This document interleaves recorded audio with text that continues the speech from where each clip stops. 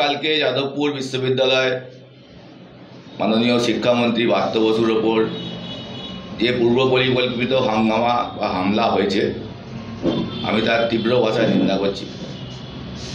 আমার Facebook post আপনারা দেখতে পাবেন। ঘটনা হওয়ার সঙ্গে সঙ্গে আমি আমার ফেসবুক পোস্টে এর প্রতিবাদ জানিয়েছি। একটা নৈরাজ্য সৃষ্টি যাদবপুর বিশ্ববিদ্যালয়ে অনেকদিন ধরেই হয়। এর সাথে যে ব্যাপারটা আপনাদের কৌতূহল, মোটামুটি অভিনব বসু আমার পুত্র,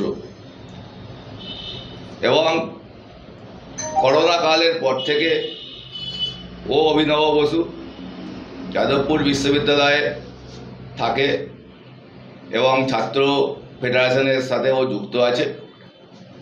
আমার সাথে এই নিয়ে রাজনৈতিকভাবে ওর মতাদর্শ মেলে না, এই নিয়ে আমার সাথে ওর বিবাদও হয়েছে এবং ও মোটামুটি ঘরেও আসে না। ও হোস্টেলে থাকে,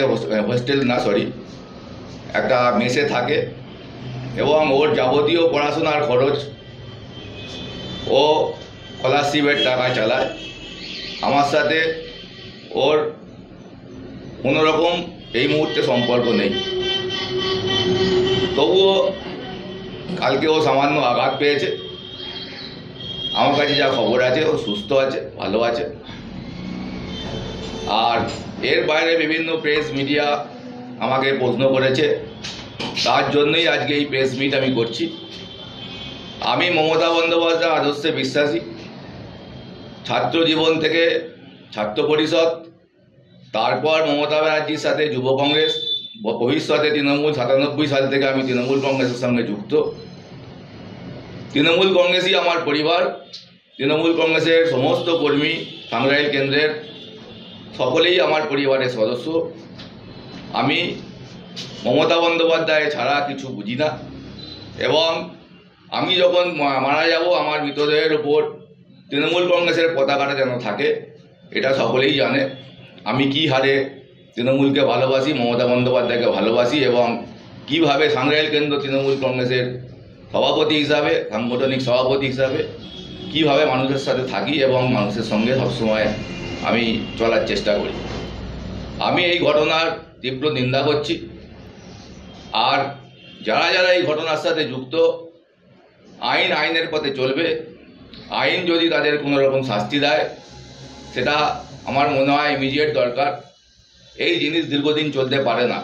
একটা ভারতবর্ষ গণতান্ত্রিক দেশ, সেই গণতন্ত্রে সকলের সমান অধিকার আছে। আজকে যাদবপুর বিশ্ববিদ্যালয় শুধু একটা গোষ্ঠী তারা থাকবে, এই বাম অতিবাম এরা থাকবে, আর কেউ থাকবে না। একটা সেমিনার করতে পারবে না, একটা পূর্ব নির্ধারিত একটা সেমিনার সেখানে আমাদের কালকে ছিল এফ কুপার, আমাদের প্রফেসর সংগঠনের।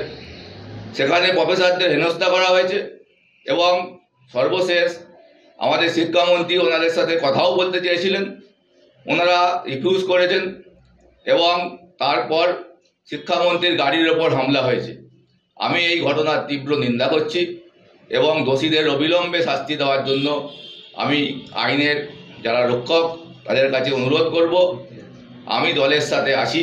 তৃণমূল কংগ্রেস আমার স্বপ্ন, তৃণমূল কংগ্রেস, মমতা বন্দ্যোপাধ্যায় আমার ধ্যান জ্ঞান। আমি মমতা বন্দ্যোপাধ্যায় ছাড়া কাউকে চিনি না। আর এই মুহূর্তে আমার ছেলের সাথে আমার কোনো সম্পর্ক নেই। আপনাদের অনেক অনেক ধন্যবাদ। আপনারা কাল থেকে আমায় অনেক প্রশ্ন করেছেন। এর বাইরে আমি আর কোনো রকম কোনো প্রশ্নের জবাব দেবো না। ছেলের সাথে আমার কোনো কথা দীর্ঘদিন হয় না। আমি যতদূর শুনেছি ছেলে নাকি ভালো আছে। এখন ছেলে কোথায় আছে? বাড়িতে তো? না, ছেলে বাড়িতে আসে না করোনার পর থেকে। এটা কি আপনার সাথে রাজনৈতিক মতাদর্শের অমিল, এর জন্য আমি ওকে অনেক বুঝিয়েছিলাম। ভারতের গণতন্ত্রে সকলের বিভিন্ন করার পজিশন আছে। আমার সাথে আমার ছেলের এই মুহূর্তে কোনো রকম সম্পর্ক নেই।